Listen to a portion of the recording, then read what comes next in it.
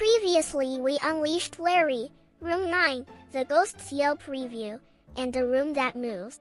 But today, we dive into the ultimate red flag of architecture. The door that shouldn't exist.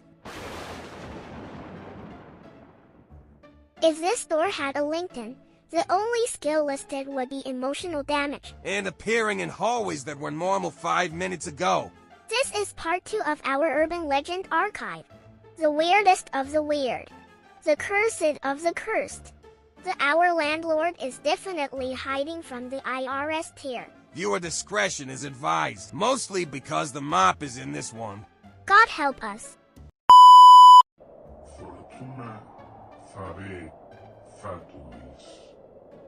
If your mop starts chanting in Latin, that's just a Tuesday around here.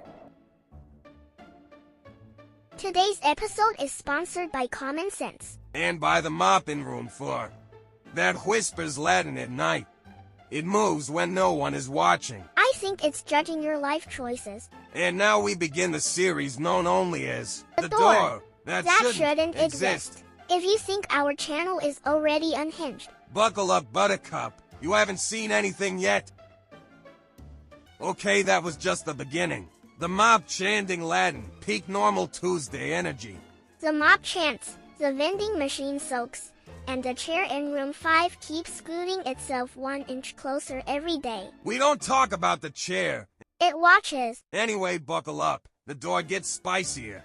Today, we bring you a tale so unsettling, so reality-defying. It made me cancel my subscription to Ceiling Fan Monthly. We are talking about the door that shouldn't exist. I saw it, Rachel. Between room 3 and the closet labeled "Don't Open" contains bees. You mean the wall?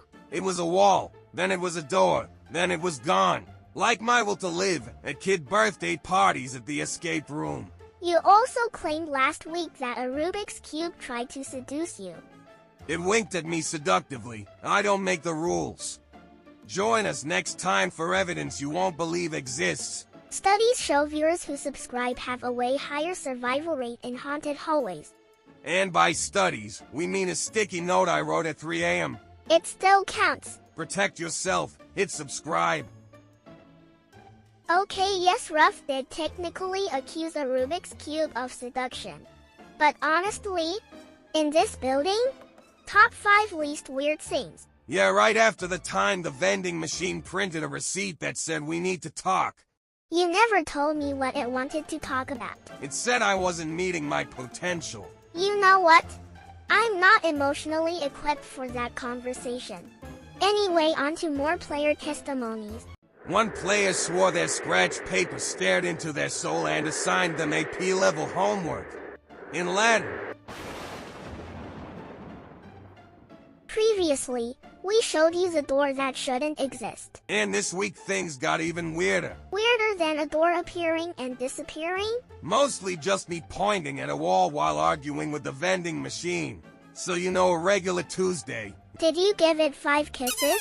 Yes, 5 ceremonial kisses. The standard protocol, and it still ate my tokens. Moving on to escape room player reports. One player claims they heard the mop speaking aggressively in sassy Latin. You verified this. I caught it saying, "Veni, vidi, mopi." Was the mop wearing a hat?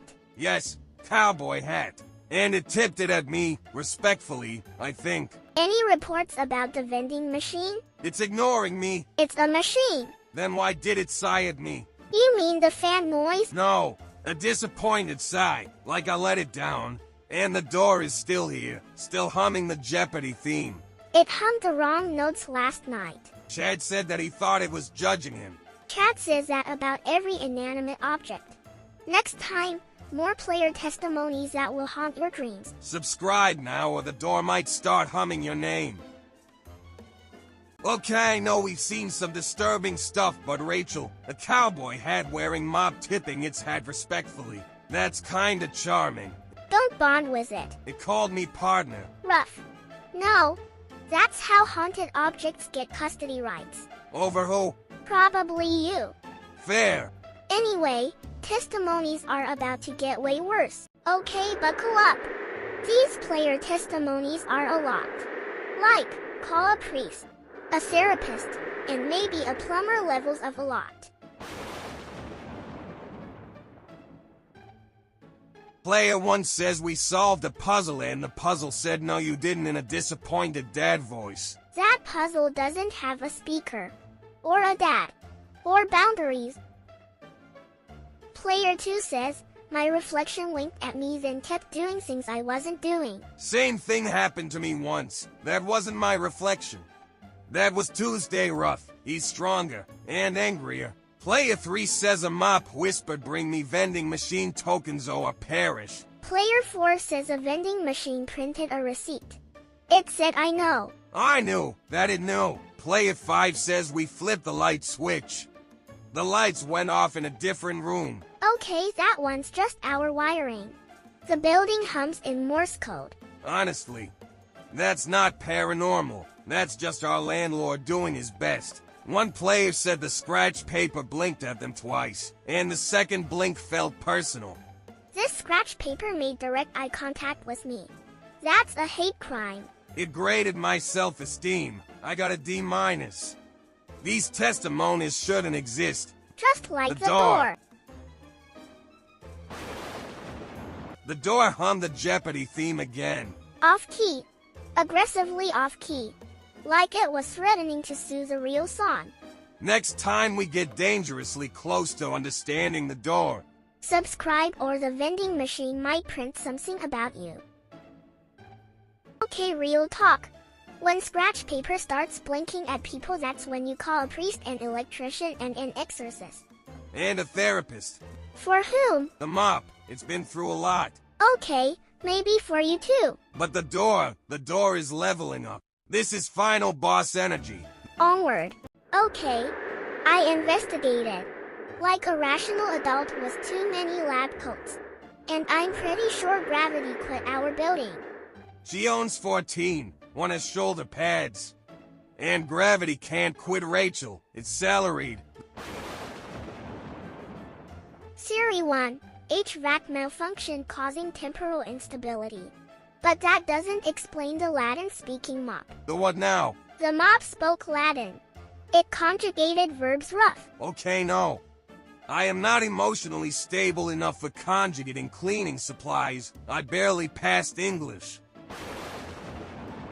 If the door is bending gravity, mops are speaking Latin, and the scratch paper is out here assigning personality grades. Then whatever comes next probably shouldn't exist either.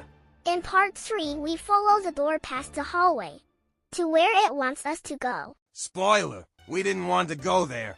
Subscribe now before the vending machine prints something about you. It knows things.